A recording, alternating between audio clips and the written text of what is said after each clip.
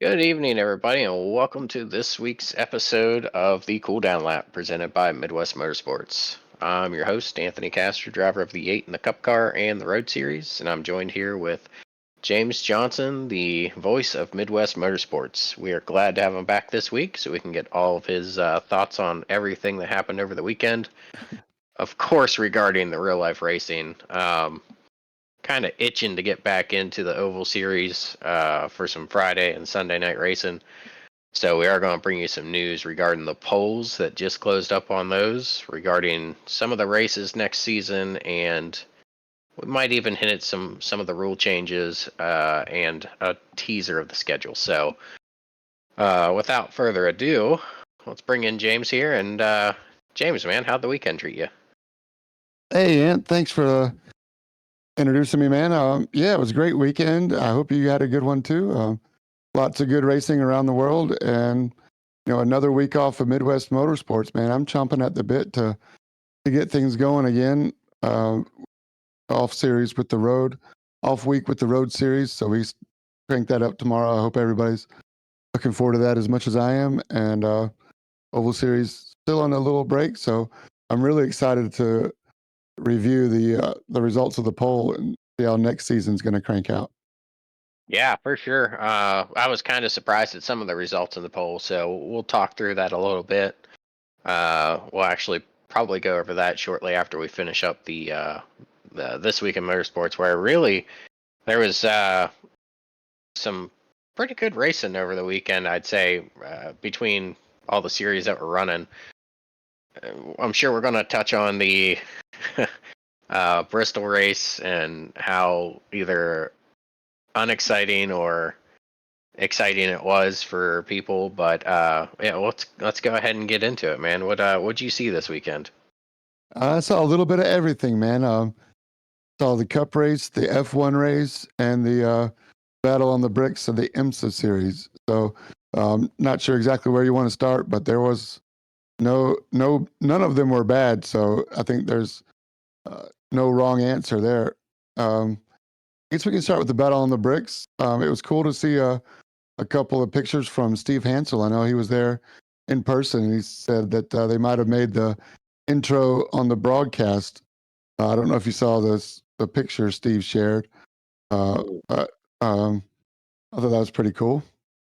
Yeah, it's I seen the picture and I seen the possibility he was going to be in the broadcast. I wanted to rewind and see if I could catch it, but I just didn't get a chance to. So I'll have to see if I can pull up the broadcast stream somewhere on the internet. But I did get to watch a little bit of the Battle of the Bricks, and it was definitely an interesting watch for sure, with the rain coming in and kind of changing things up with the racing.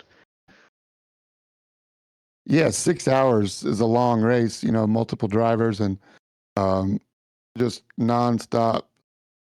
Everybody going for it. It seems the track started off dry and then went to wet almost immediately. It went to at least uh, you know uh, light rain, and just to see the strategies play out and the different drivers, they were racing, man, and that's just what the IMSA series has come to be. Really hard, aggressive racing. They're bumping and surviving. Um, so that was really cool to see. A couple yellows caused by cars getting stuck in the gravel traps, uh, but otherwise uh, nonstop. It was really good to see all the battles with Porsche and Cadillac, and then there towards the end, BMWs just kind of hit the strategy at the right place and found speed at the right time, and there they were, 1 and 2 for BMW, first win of the season, and a 1-2 for them. Yeah. Again, I mean, that's a tough track to be running 6 hours straight. I know when we run it in, well, when we ran it with the Cup, I believe Xfinity went there as well. It's a pretty technical track, a lot of back and forth turning and uh, really tight turns. So it's impressive to see people run 6 hours there. Yeah, it's great. And Rexy gets another gold tooth on the front of his Porsche. uh, to crank out the win for him. So it's all going to come down to Petit Le Mans in a couple of weeks, October 9 through 12, I think, is Petit Le Mans. So the race will be on Saturday, October 12th. Season finale ends at my home track, Road Atlanta. I'll be there all week, and I'm really looking forward to seeing it. Yeah. And you did get to check out the Formula One race, correct? Yeah, Singapore, the original night race, the very first night race in Formula One, and all the different lights around the Singapore Grand Prix. They added another DRS zone for this year and took out a couple of the lower corners, I guess, that kind of breaks up the track. And I think this is probably the best Singapore layout that they've kind of evolved into, and made for some really good racing. But out front, McLaren and Lando had them covered. Flag to flag victory for him. That was good to see. But the pit strategies played out pretty amazing. I mean, it's just amazing how these engineers can determine the lap times and how they can come out of the pits in front or where they come out of the pits in traffic or in front or behind somebody. I mean, there were like 4 or 5 stops where if they were one lap later or if the pit crew was 0.2 of a second slower, if they did a 3 second stop instead of a 2.5 second stop, they would have been behind the car. So Leclerc and Hulkenberg is one that I'm thinking of, and then Sonoda and Ricardo as well. So um, it's just amazing. Formula One, the technology is just amazing. Yeah, that's really impressive to see that kind of technology being used to where it's calculating the exact lap they should be pitting uh, versus if they pit later, this is where it's going to put you. But you still have to rely on that pit crew going out there and doing the human element just Yeah. right. Yeah, if you hang up and you don't get something done just right, that's it throws off the entire computer element of it. They got like 20, 25 guys jumping on the car at once, getting 4 tires, in 3 seconds. Crazy. Yeah, that's it's impressive how they can do that. And it's also impressive how they can work out their pit strategy to utilize one box Sure. per team. So it Sure. ain't like And go everybody ahead. has their own box. Yeah, no, go on. Yeah. And just that it's amazing the drivers don't run over anybody because those guys are sitting down there on their knees, waiting for the car to come in. And he's got to be pushing it under pressure and just a pinpoint precision, putting it right on the front wing, on the front jack. And it's just, yeah, amazing.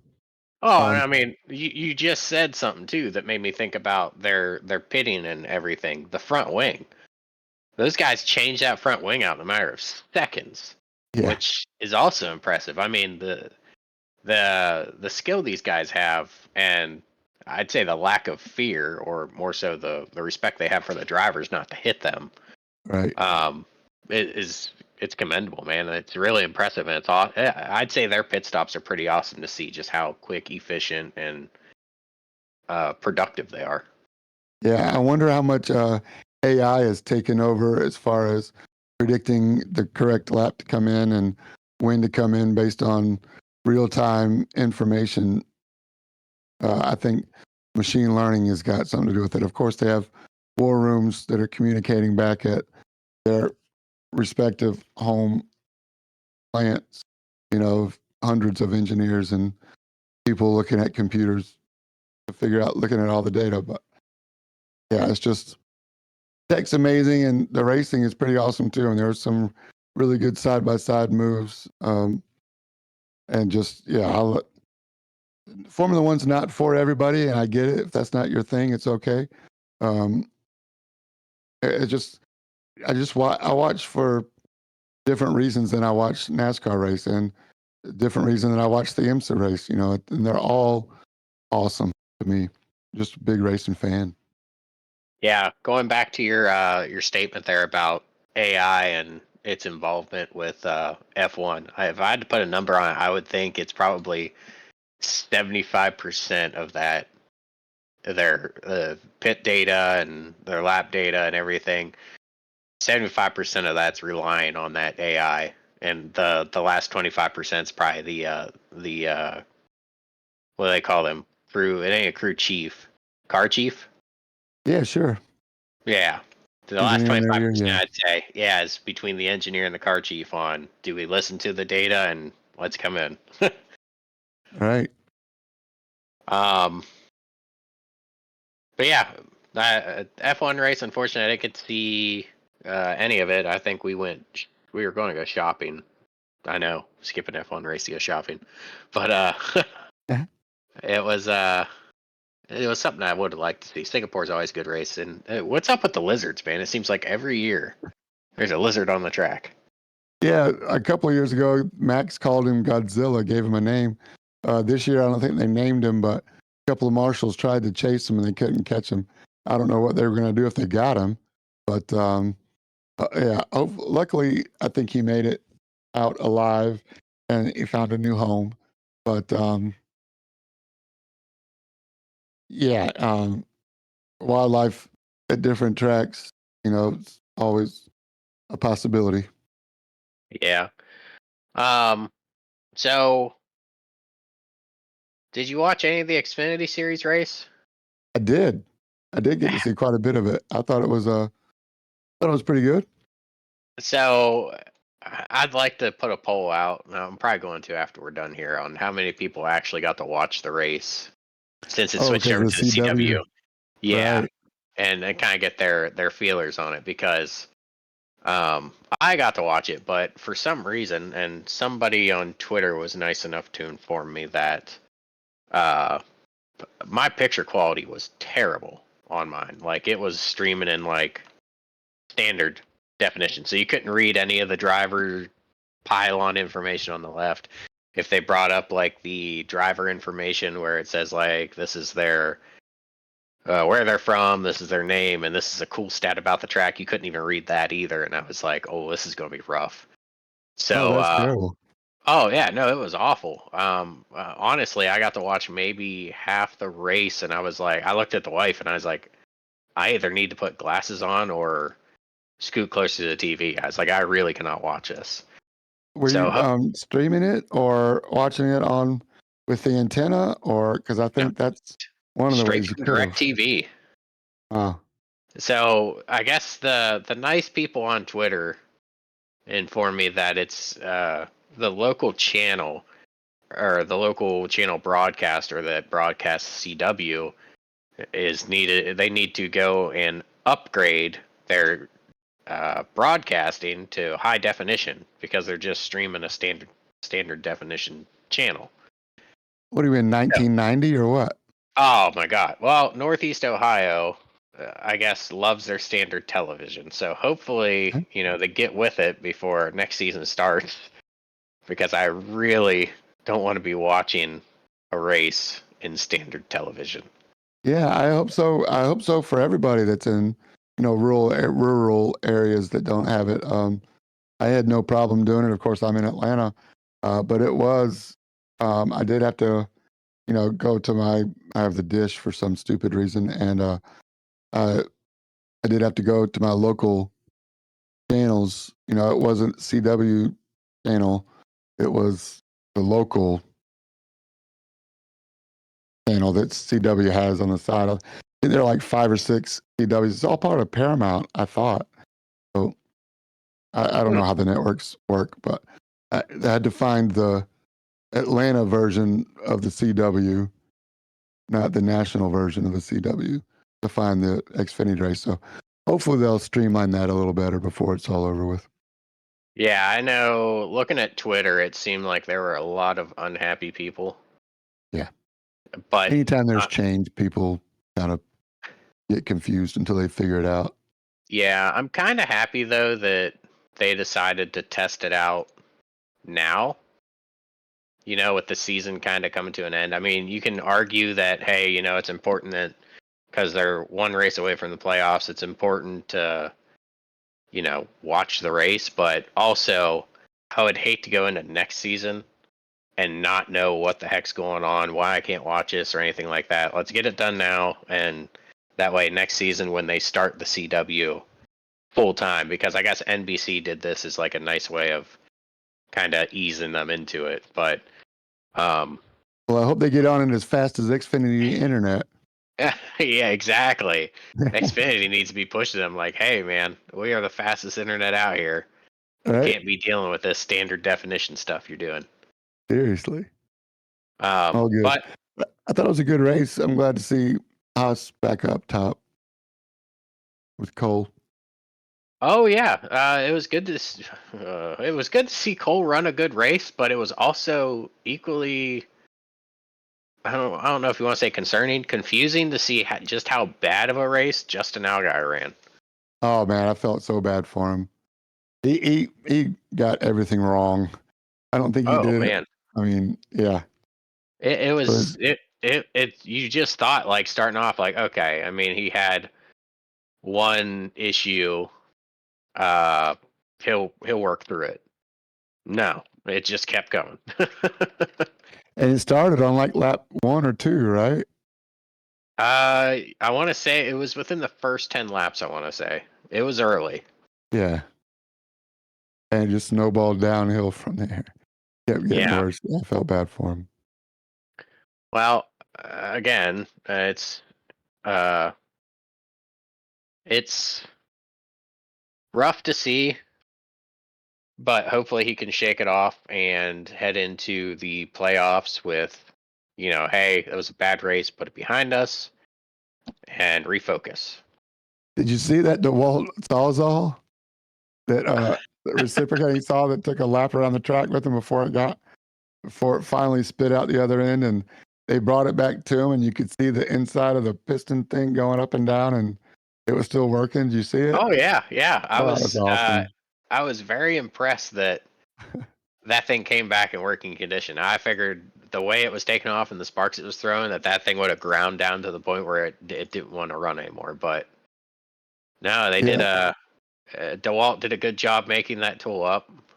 They didn't have to go over and grab a Milwaukee out of the box. Oh, nice. Well, hopefully Yeah. DeWalt stock goes up a little bit after that. Oh man. I mean, it can only go up. That's like durability 101 right there. If your car can Yeah. survive being shoved across a track at 60 miles an hour. Yeah, it definitely passed the model shop test. Gonna approve that one for production. Yeah.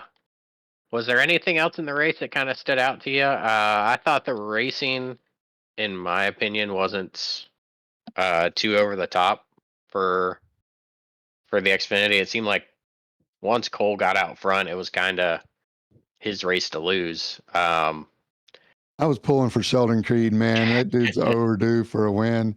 And when Cole passed him with like maybe what's it, 25 to go or 20 to go, and they went green all the way. And I was almost like, man, Sheldon should just lift and let third go, let somebody else get second, so he doesn't add up. I think it's 13 seconds for that poor dude. But he carries it on the chin. I got to give him credit, man. He drove it hard and said, hey, we're running good.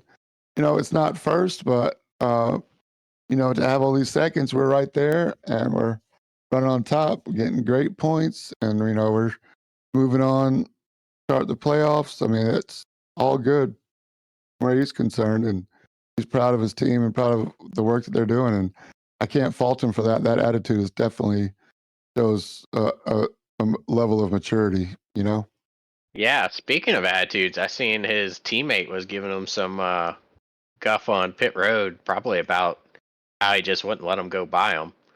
Uh, Which Chandler one? Smith, I Chandler? believe. Yeah, Chandler Yeah, Smith. is giving Creed a hard time on pit road, and that's the only thing I could speculate was because I mean he got next to Creed and Creed just wouldn't let him by.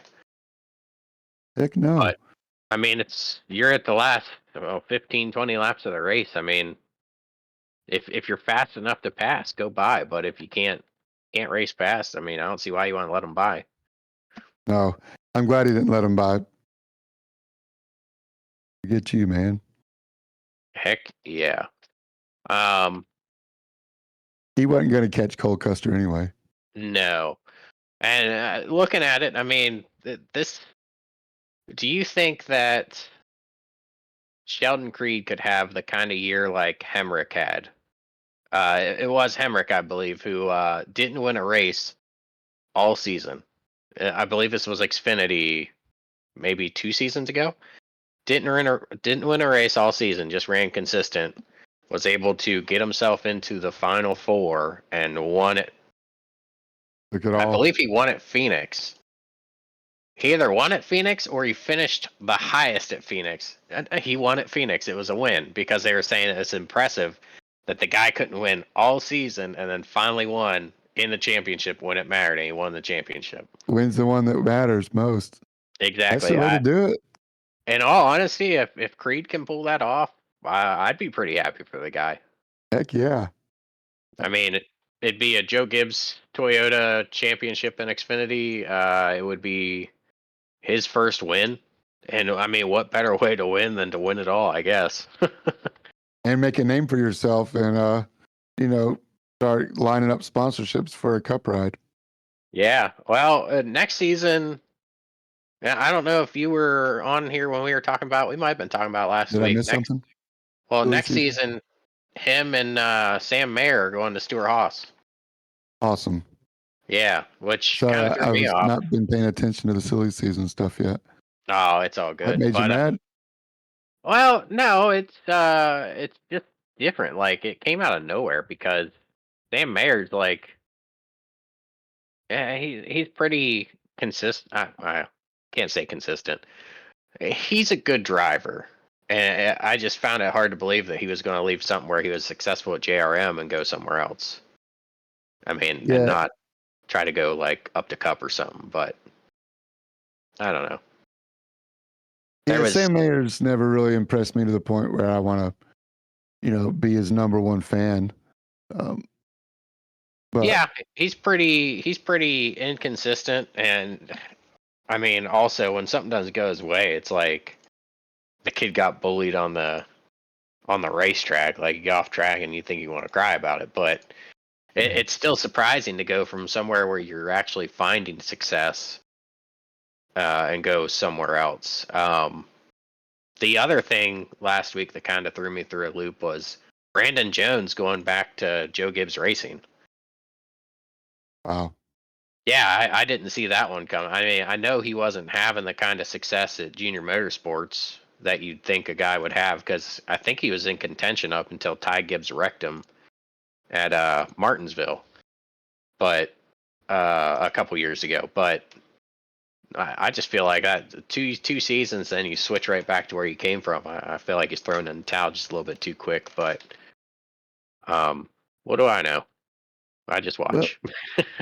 yeah. I don't know enough about Brandon Jones uh, to really give too much into him, but sometimes it's about people, and you know, maybe there's some personality conflicts or sponsorship things that's bringing him back, or you know, of course, I'm sure he sees a lot of things that we don't see or nobody else sees, so he's doing what's best for him. Um, yeah, I can only wish him luck, man. Yeah, I think the one guy who, as far as I know, and anybody listening can correct me on this, the one guy who lost out the most, I believe, is Riley Herbst. I don't believe he Yeah. has a ride lined up just yet Oh, for next season. Yeah, and I don't believe 2311's announced anything regarding uh, charter acquisition. So we'll see. We'll see where he ends up, whether he stays in Xfinity or if 2311 takes him in Cup.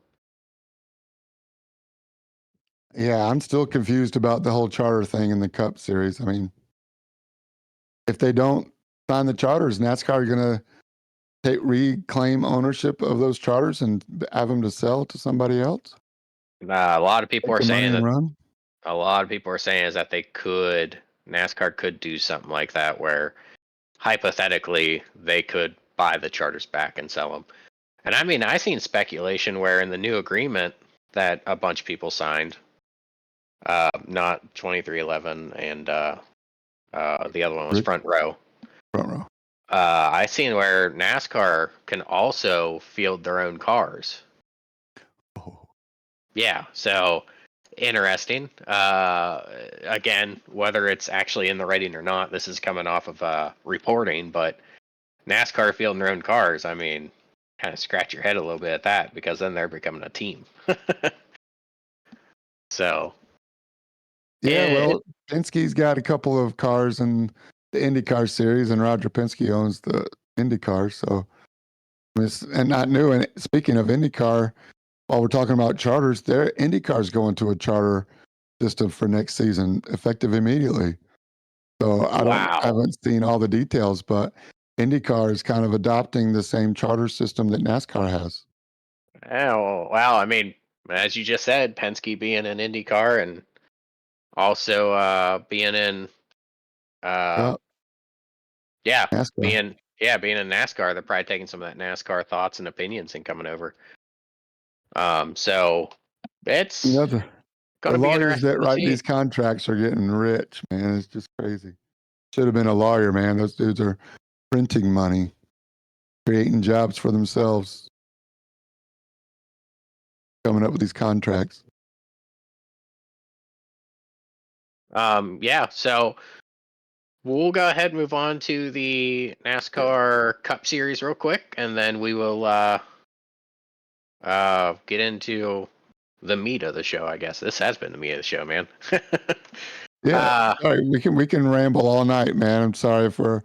no, I that's hope all it's good. entertaining, man, because I'm enjoying the conversation. Or you're giving me a lot to think about, and I appreciate it.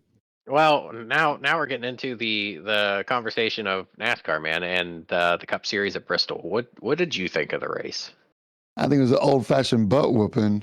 Um, 462 of 500 laps led. I saw a post race interview with Kyle Larson, and he said that he felt like he hit his marks every single lap. He hit them perfect. He was fit strategy and the times all the uh, right time, the great calls on the box.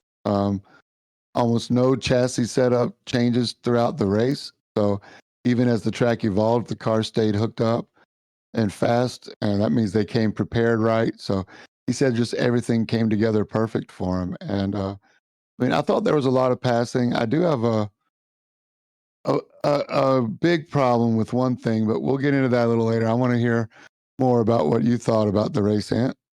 Well, since JT isn't on the podcast tonight, I thought the race Sorry, was Brad. yeah, I thought the race was good.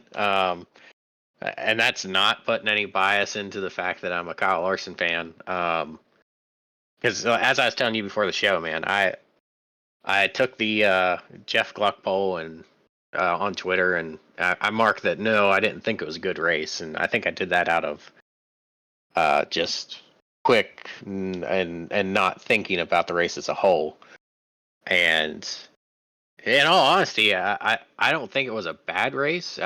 Again, like I told you, I feel like that was just one guy having such a dominant car, and it's not something that we're used to seeing with this next gen car where the parity's supposed to be there, where they have the same equipment, the same uh, layout of the car. The only thing that changes is the setup you put on it and the guy driving it. So I feel like the five team just executed. They had the best setup. They had the uh, best driver behind the wheel that night, and everything just worked out. Uh, and I don't necessarily think, in hindsight, that makes it a bad race. I think we probably witnessed one of the more dominant races in the next gen era, um, and we just aren't used to seeing that. Now, the tire fall off not happening is, Yeah. I mean, a lot of people are speculating now that it's the temp that the track was at back in the spring being so cold that it doesn't rubber up. And a lot of these drivers, like I was listening to Larson's post race, and he was saying that 10 laps in during the practice session, he knew it wasn't going to be the same as spring because he wasn't seeing the marbles up at the top of the track that where you see the tire chunks and stuff. So uh, I think a lot of teams just either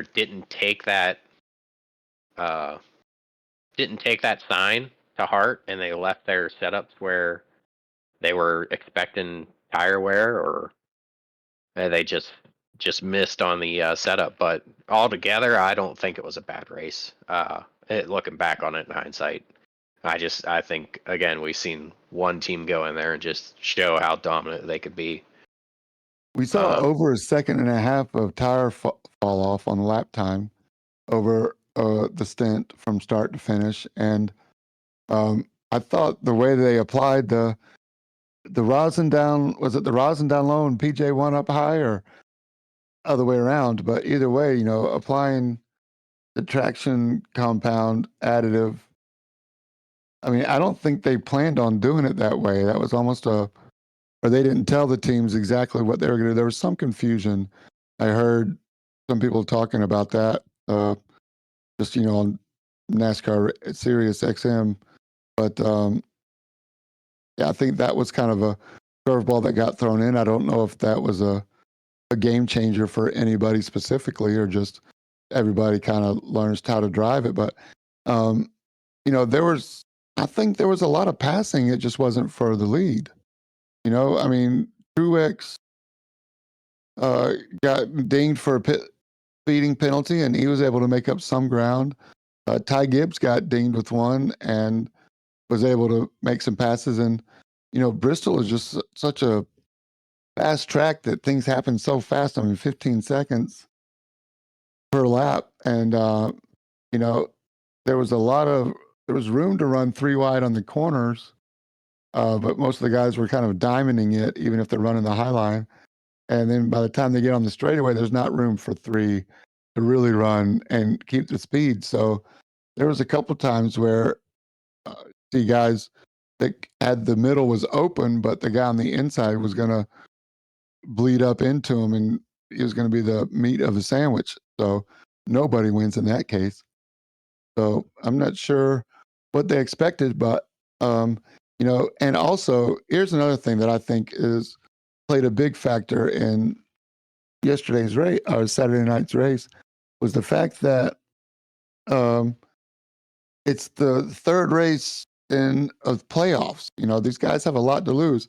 People that aren't in the chase are told, "Don't be a factor. Don't be that guy that runs and it takes somebody out that is in the playoffs and ruin their playoff mhm. run." So they're kind of not as aggressive as they are, and the ones that are in the playoffs are trying to preserve their spot wherever they are. So there's only four guys that are below the cut that are really have that sense of urgency. Everybody else is like, "Hey, I'm in. We can move on. I can go home and still be in the chase and got three more races to try to figure out how to stay in it." Or the playoffs, not the chase. Showing my age again, but um, you know what I mean? So I think if you expected a different kind of race, I don't think you've really been watching or paying attention. These guys are in it for trying to make it in the top 12 in the full season. So it's a risk reward thing as at a cutoff race. Yeah, that was a good point that I seen earlier today. Was the fact that a lot of like the points were so close from I think ninth or 10th place down.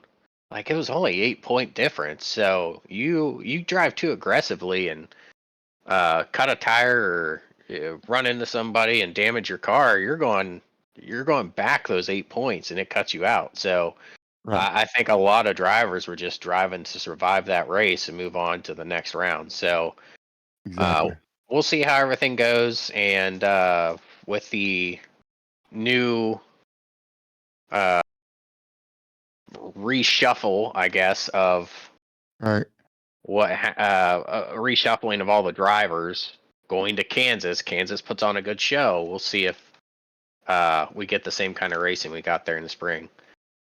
Yeah. What are the next three races in this next Oh next man, three races? Kansas, Talladega, and the Charlotte Roval. Roval. That's right. Oh man. Yeah. Gonna be So awesome, man. You're not gonna want to miss it. I'll be watching. yeah, definitely. It's going to be great racing, and it's going to be fun to watch, I think. Talladega. So I didn't realize it until we just started talking about it, but I didn't realize that they actually brought two super speedways in to the playoffs. I feel like Yeah. that is a major shakeup. Yep. But It's entertaining.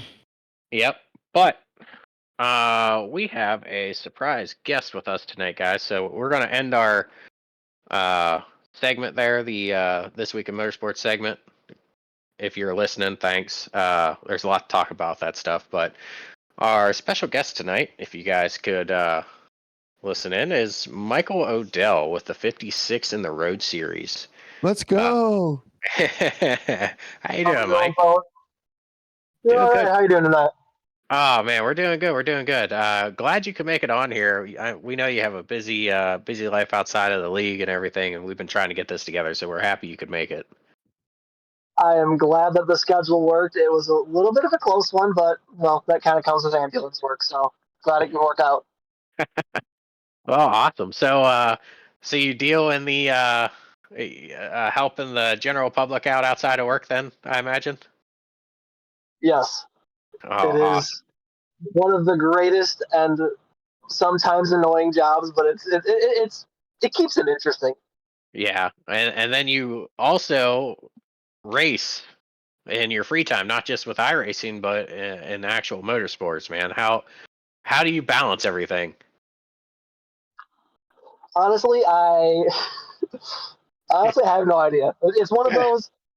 If you pick up of too much of one, you find yourself dropping others. Because I used to have a few other hobbies before, and then I've slowly dropped the hobbies that's just allocating the time. And especially, and my dad's gonna like this part, having a calendar helps you keep it sorted. Yeah, man, nothing like planning so you get the most out of all your time. Um, Man, that's exciting to hear, man. That you go out, you help the public, you go out and you race an actual car at these tracks, and you still come out here and you can dominate on iRacing. So do you? No, I guess before we go hopping into this, what do you race in real life?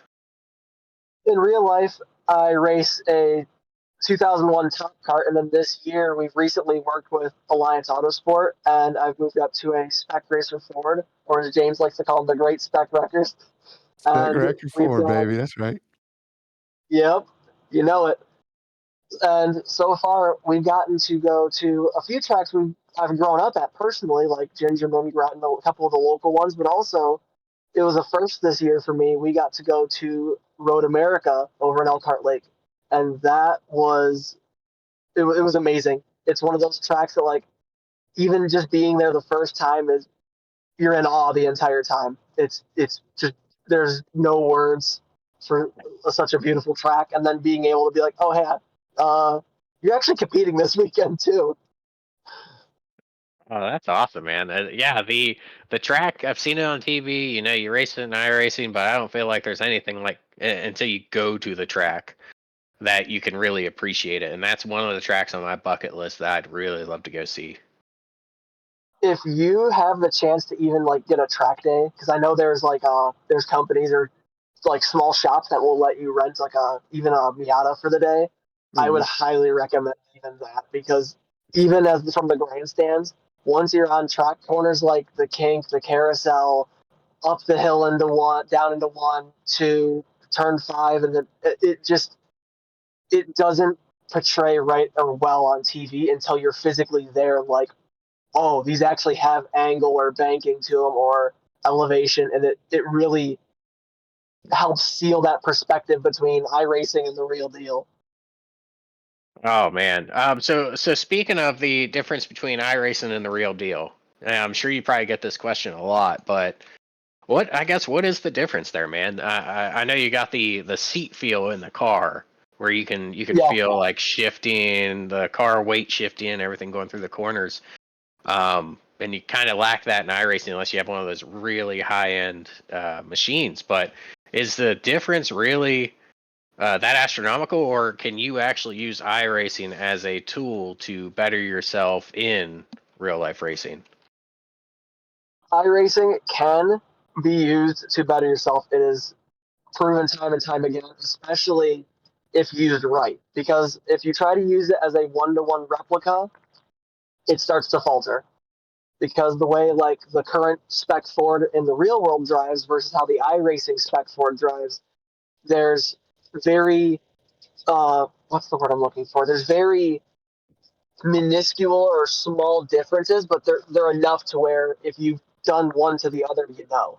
Like if how the car reacts on throttle, off throttle, how it reacts with this amount of steering versus this amount with the brake bias, how the car behaves under like the chassis roll, how the sway bars feel, and even like you said, with the great butt dyno, you don't get that in iRacing, and even if you do get a motion rig, it doesn't one to one right because you can't simulate that G force through the whole body unless you spend hundreds of thousands on like one of those. I followed it for a few months. There was a development of a suit that you would wear like a coat, and it would Oh, inflate to simulate G force. wow.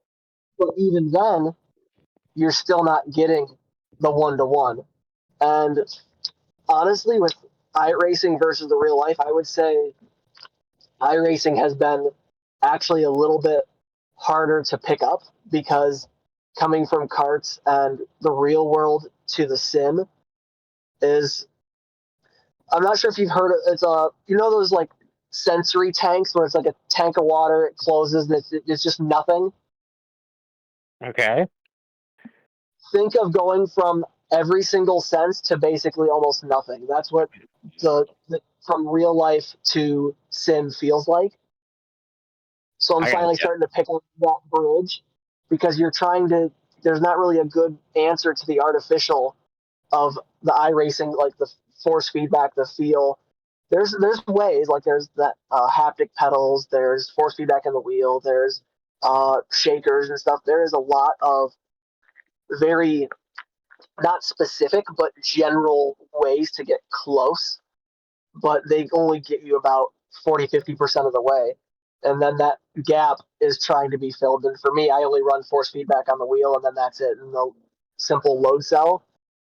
So trying to bridge that gap has been a bit of a challenge, but also at the same time, it's a great trainer for technique, for your throttle, your brake technique, your steering technique. If you use it for a one-to-one car, it doesn't track well. If you use it for learning how to trail brake, how to roll your power properly, and experiment with the inputs, it's very good at that. Okay, so like trying to basically gather your general attack line around a track, trying to learn a track, trying to learn how to get through the corners with trail braking. It would probably be iRacing would probably be a pretty good tool. Yeah, it's a great reference, but it is not a great one-to-one. So it's Gotcha. very good for the getting you like for acclimated to Road America. I spent 4.5 hours practicing that track, and the breaking points and references with that to the spec Ford in the game to the real one. I would say you were within 30 to 50 feet of the braking zones, but there was a few corners that, of course, this is something that also changes because iRacing's month versus Road America's current track. There was a repave at that time, so the track conditions, how the tire responds to the surface, how the sunlight hits the track, all of that has to be taken into account day of. So it's great for the reference of the zones, and then you can use that as a mold. You can shape the mold from there, but you don't want to have an end product off of iRacing. Okay, okay. Man, that's some great information. You never really get the full picture with the people that are doing the actual racing and also participate in iRacing, because a lot of them lean one way or the other. But man, you just laid it out really well on what you gain in one and what you can gain doing the other, and kind of the separate differences there. But James, you want to hop in here, bud?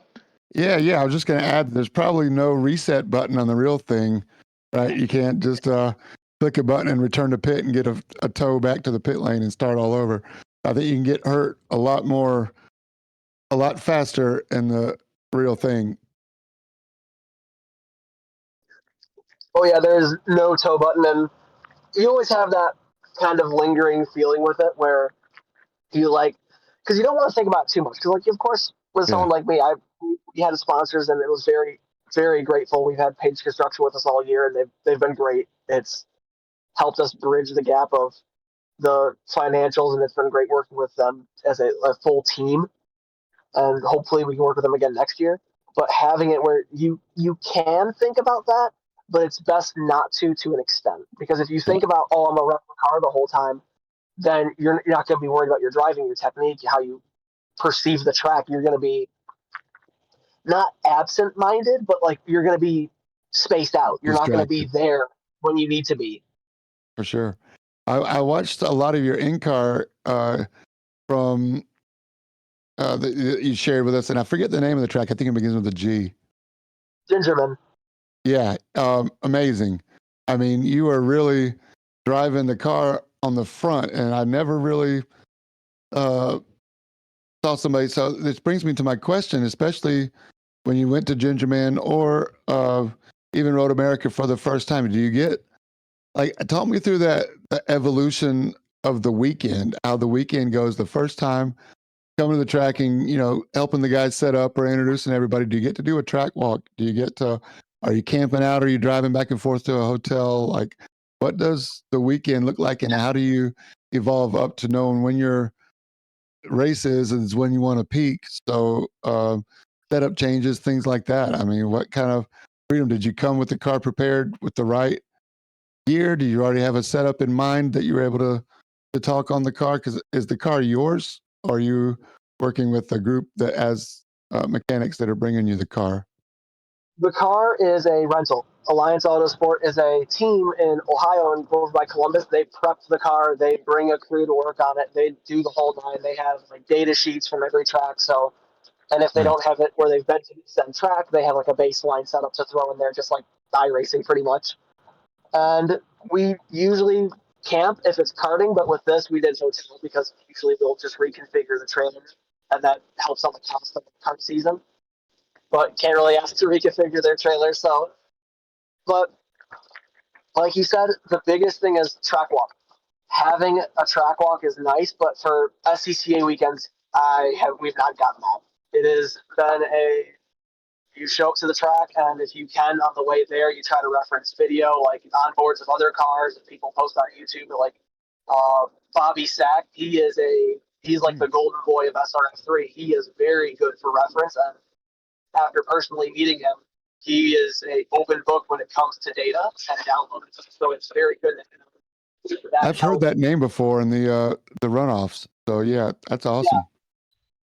he is arguably one of the fastest guys in spec Ford right now, and having it where having to be able to talk to him and a lot of the fast guys as reference, as well as also Morgan Burkhardt, which is a TCR pro driver in the IMSA Pilot Challenge, and having him he actually raced with us at Road America with Alliance Auto.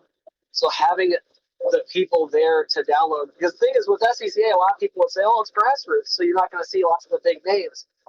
So far in 3 weekends, I've already met Burkhardt at Road America, and then James French, a LMP2 3 and LP3 IMSA Pro driver at Gretton.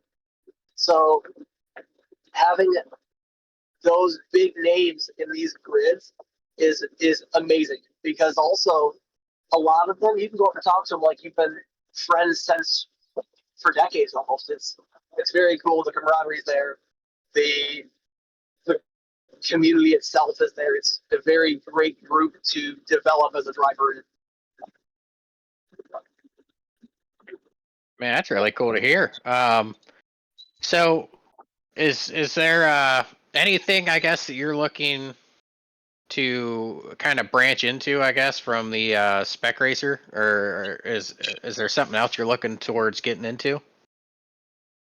Currently, it's going to be trying to do another year of spec racer because of just development time in a car. I don't want to really bounce car to car yet until I get proper technique, good habits with the car now, and then later on, I'm not really sure of like it's probably going to be sports car because I know open wheel usually as you get above like 20s, open wheel starts to close off, and sports car has shown a lot of promise for anyone of over 18, 19, 20s. Like, I'm 22, so open wheel, most drivers run at 14. Sports car, you can see drivers as debuting as old as 30, 40, because there's a lot more. It's open, it's a lot more availability, there's a lot more scope and range. You could do SRO, you could do IMSA, you could do Pilot, you could do Mustang Challenge, Super Trofeo, Porsche Cup. There's a lot more range you can get out of sports car. But if I had the option to do anything else, I would definitely stay as an open racer. I would dedicate to the sports car discipline, but I would not be opposed if I was offered anything else. Yeah, good way to be about it. So, Mike, anybody I guess that's either a parent or somebody that's looking back on it like, man, I wish I would have gotten racing, or is looking to try and, I guess, start into this path. Like, what would you give them for advice? Like things you wish you would have done differently starting out, or the things you would have done, I guess, advice wise to kind of get yourself started in this path. So the best advice is find the fastest people you can that not because there's some people that are arrogantly fast. Find the humbly fast. For example, Bobby, Morgan, Jace was another one that rode America. They were very fast drivers that you knew they basically were like one with the car, but they weren't arrogant about it. They were very humble. They were very nice. It's starting with a good foundation will help you build a lot faster. So don't be afraid to talk to people in the paddock, because also even if it build a lot in the midfield, he might still have good info, good advice. But you need to be, as a parent or as a person listening who wants to do racing, you cannot be afraid to talk to people. And this is coming from someone who is introverted and doesn't want to talk to people. So do not be afraid to talk to people, because then if I did talk to Mr. French at Grattan, or I didn't talk to Morgan, I probably would still be a lot slower, or even like the Midwest Series, I'd still be probably like bottom 10 of the championship, because you need criticism. It's not like just rough criticism, constructive. You need feedback to get better. If someone could just hop in the car and be good all the time, they are probably either lying or they've had many years under that radar to get that good. There is a lot of time, just like any sport, that if you want to do something like racing, you need to fully dedicate to the craft of racing. Because then, like for me, if I'm not at work, my parents could tell you if I'm not at work, I'm either at the gym getting fit for racing, or I'm at home on the sim practicing for racing. Yeah, that's another aspect of racing. I don't think a lot of people really take into appreciation is the physical fitness for racing. Like actually making sure your body can withstand the essentially abuse that you're going to be putting it through for the however many miles you're going through the race. Yes, and especially with that as well, and on more on that subject that you mentioned with the abuse through the race, is also the heat. Because when people overheat, they get tired. Everything is weak. And what happens is, like at Road America, I believe we saw almost 90-degree temps, but with the sunlight and just sitting on the grid for about 20 minutes before the cars actually start rolling and before any fresh air hit us, it got to probably 110 at the cockpit of the car, and it's an open top, so at least it's not baking like an oven, but it's still quite hot. And if you don't have the at least stamina or endurance to be sitting in there for just the grid, once you're on track, if you're tired at all, your braking inputs are going to be sloppy because you're too tired to get consistent pressure. You're too tired to get consistent steering, because it still takes a good bit of muscle to hit the brake at 80 every single time at that mark.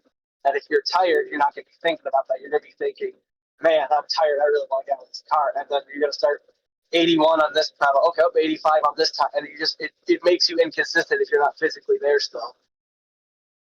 It's so interesting that you talk about fitness, and I think everybody, every fast driver, always talks about how important it is to be able to focus and not be worried about your fitness or your hydration or your race preparation before the race weekend. And that's not something you can catch up on and, down half a gallon of water the day of the race and expect to be hydrated. Your body's doesn't work like that. Yeah. So it's really cool that you brought that up. It's a very common thread where you see it, like this weekend at Singapore Grand Prix, where it's super hot and super humid. The guys were struggling to get out of the F1 cars for the beating that they're taking with all the G's and the ability to focus that long. And that's when you're at your best, and late in the race is where those mistakes come and you can really hurt yourself or somebody else. So it's cool to know that your fitness, you take a serious aspect of your fitness as part of your training program as much as you practice on the sim rig or preparation with your racing.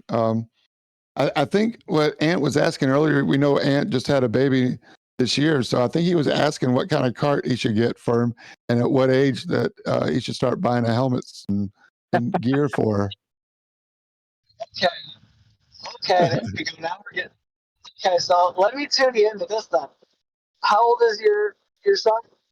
Or Oh, she daughter. she isn't that old yet. No, we're still working on it. She's okay.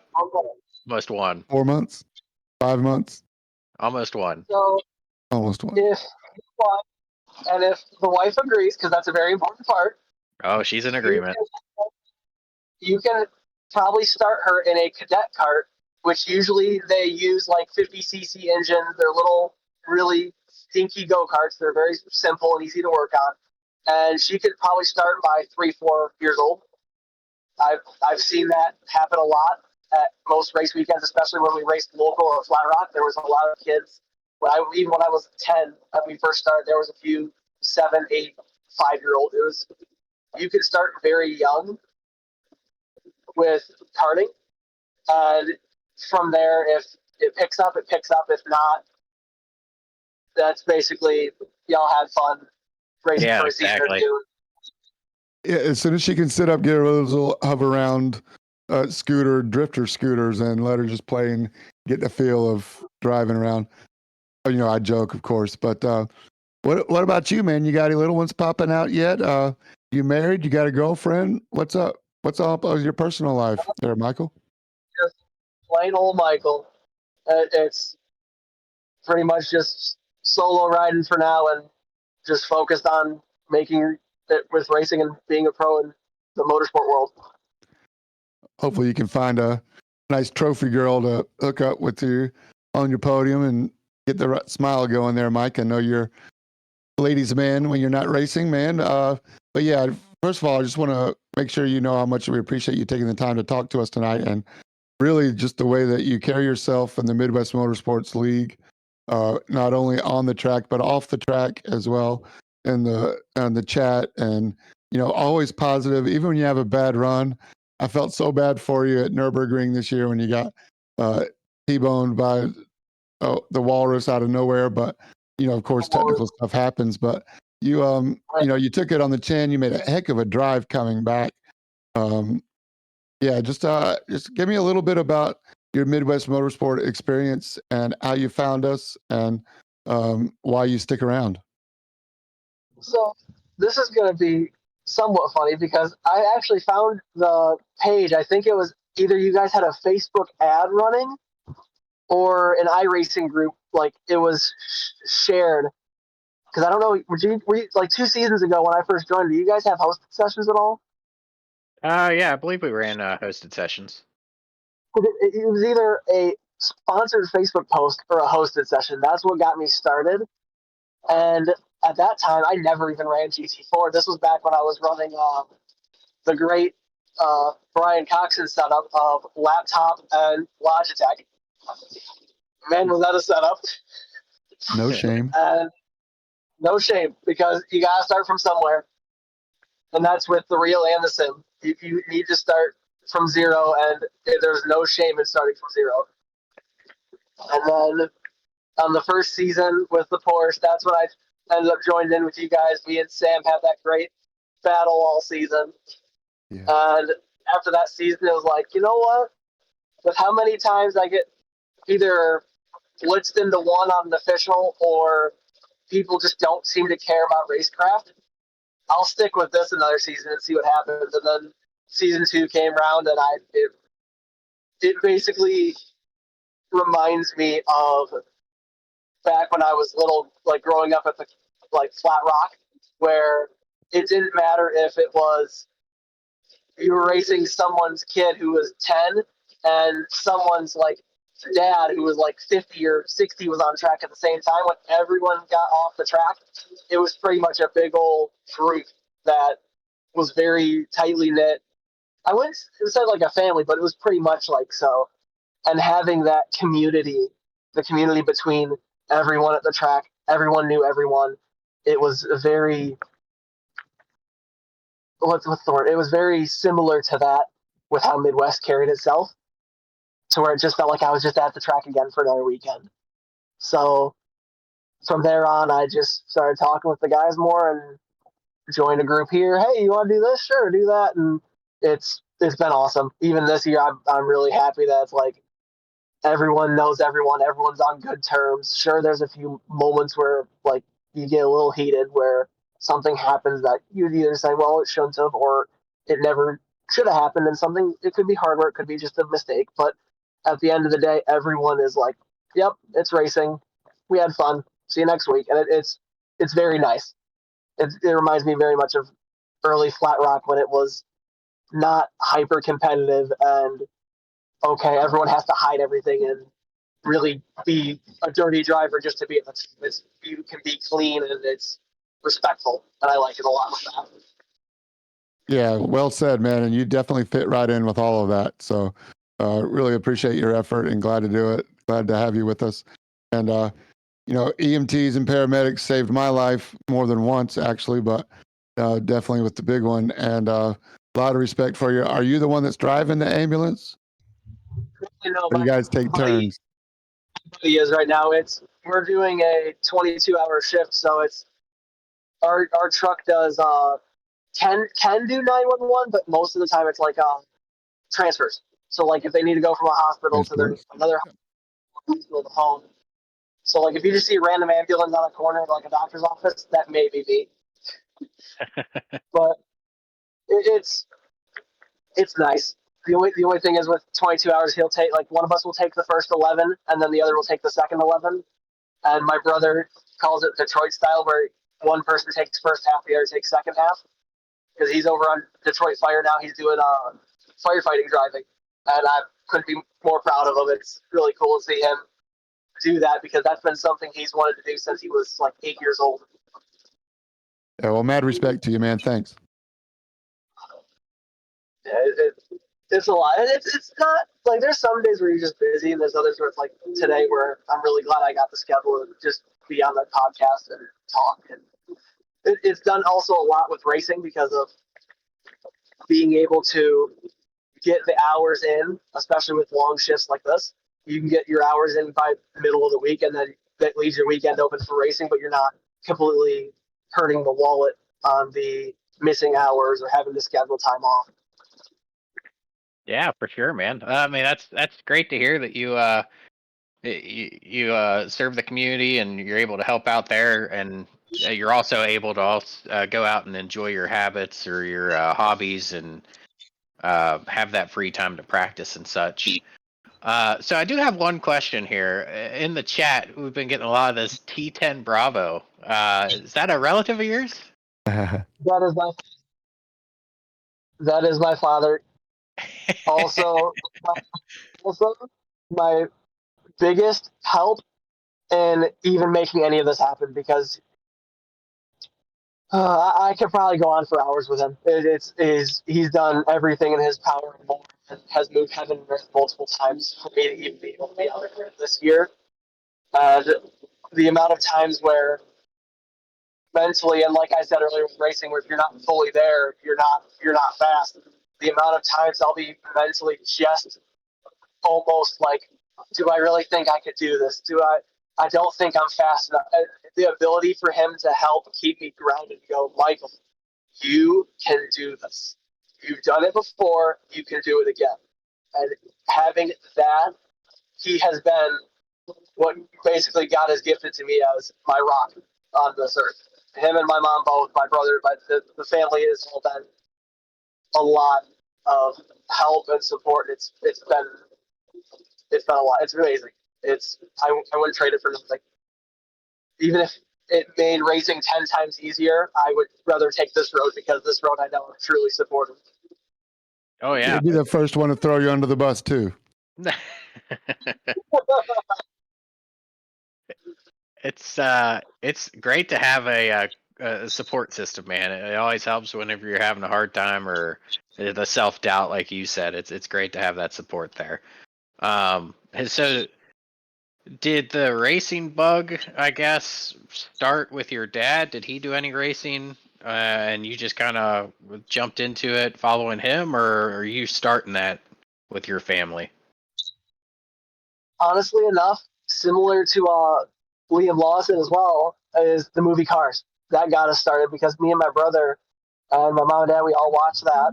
And when we watched it, finished up the movie, and the first ad that played after the Daytona, that Cars movie was, I believe, the 2007 or 8 Daytona 500. And from that, we watched that because me and Robert immediately pointed out, hey, that's Daryl Car Trip. We should watch that. Maybe it's like a car special because we didn't even know NASCAR really was a big thing at the time. So we watched that, and next thing you know, we're a racing family. We like racing, man. All the NASCAR. That's cool.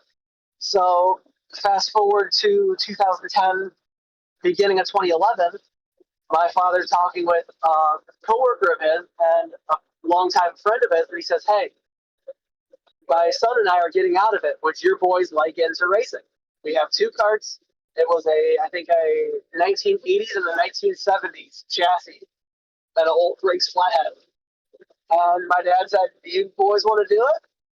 And this is the interesting part. He asked us both if we want to do it. My brother initially was like jumping for joy. Yes, let's do it. Yes, that would be awesome. And I kind of just was there like, sure, I'll tag along, I guess. So initially, the uptake of racing, he had a lot more interest initially. And then as the years went on, we went from the go-karts to, we met with our kart club president from Flat Rock, and he let me and my brother run karts for him at Waterford Hills and Michigan International Speedway back when go-karts were allowed there. And then that turned into, we sold the old chassis that we first started with. We updated our equipment. We went road racing. So we ended up hitting Black Hawk, Charlotte Roval when it was still being developed, Daytona. We started to travel with it, and it was really cool.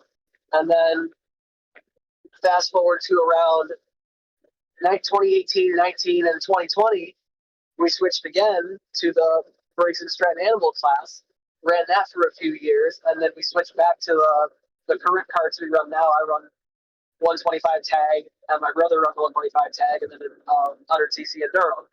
But we ran the tags, and then about 2022 and 23, end of 21, beginning of 22, I finally had that switch flip of I'm kind of here racing to this is something I want to do every waking moment. And once that switch flipped, went from I kind of like sat and did my own thing on the track, and then if they needed help with the cart, I'd help to. I pretty much undertook all maintenance on my own cart except for the engine itself. I've helped with my brother with his, he's helped with mine, and I really dove headfirst into just the world of motorsport at that time. And even then, it was still very narrow. Like I didn't think of IndyCar or IMSA or like real endurance. I was very narrow to that still. So it was still like the beginning stage of, hey, this is something I want to do for the rest of my life.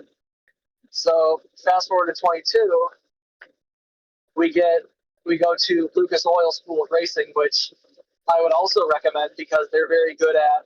They have sequential open wheelers. They're very simple cars to pick up, but they also are very hard to master. So they're very just similar to the Ford, where you can pick them up easy, but also they're not very hard to get super fast with, but also they're not very easy to be like top 1% car like racers. And then after 22 and 3, initially I was gonna try the NASCAR route and like the trucks or ARCA, and it was like that's a little bit too much money. So we decided about the middle of last year. I talked to my dad, my brother, my mom. We all sat down and talked. I said, I have a contact for a team in Alabama, and I would like to go and test a car. And it was the Spec Racer Ford. So we all agreed, okay, this will be the test. And if we can get within what seems like a reasonable pace between us and not like the record itself or within that record, that will tell me can I jump from cars to cars. So fast forward to spring of this year, and we fly out to Birmingham and we test the car. And for 2 days straight, we're trying to learn all the gear shift, the shift points, the trail brake, the bias adjustments, a lot of stuff, and also the suspension, lean, travel, droop, and how the car behaves. And from a go-kart to a car, trying to translate how can we make the kart stuff transfer over, and it's you can't, because there's so many. There's the reaction time. There's the inputs are close, but you can't one to one that just like with iRacing to cars. You have to take some, but know when to leave a few. Awesome, man. It's great to hear your background on that and how everything came together through it. And honestly, I echo James in this. It's great having you in the league. I feel like I've raced against you a couple times back a couple seasons ago. Were you in the TCR at all when we did that? Joined right when it was GT4 only. So I was Okay. in the Red Bull Porsche that everyone thought was a dive bomber until like, okay, he's not a dive bomber, it's just Red Bull. Yeah. Well, again, I'm happy that you were in the league, and I'm happy you're able to come in here and also spread your information and give us the lowdown between the actual racing life and the virtual side of things. Just all the information you gave us tonight. We appreciate it, man, and we're glad you could make it on. I think we ran over just a little bit on what the podcast is supposed to be time wise, but I'm happy we did it with you. Thank you guys very, very much. It's a pleasure to be here. It's really fun to be in the league as well. It's been amazing. Everything has been. It's not late or early. It's just on time, and it's been great. Thank you. Awesome. Yeah, no problem, man. Hopefully, we can get you back on here at some point if you win the road championship, or even heck, even to do some more conversating. It seems like it's great to have a conversation with you, and it's always good to learn more about racing in general. So I definitely like to extend an invitation out again. So I'll be getting a hold of you, man. Oh, for sure. I would gladly love to be back on, and also depending on when I'm back on, I think it was October 13th and 14th. If anyone's in Mid Ohio area, I'll be there that weekend. So if anyone lives close to there and wants to come hang out, see a big old blue Alliance Auto tent and a 197 white Spec Racer Ford, that's probably me. October 13th and Awesome. 14th. I'll put it in the calendar, man. Until then, buddy, you take it easy. Very much, sir. James, you as well. Great talking to the both of you. You have a good night. Oh, maybe Hey. I'll talk to you tomorrow night after Misano, Michael. We'll see if we can meet up tomorrow night. For sure. I'll see if I can find another tent or two for bench here. There you go. All right. Good luck, man. We'll see you soon, Michael. Thanks again. No problem. Thank you. What a cool dude. Oh, dude, Mike's great. It's awesome to be able to talk to him, and it's great to be able to. Oops, I put him in the wrong channel. It's great to be able to.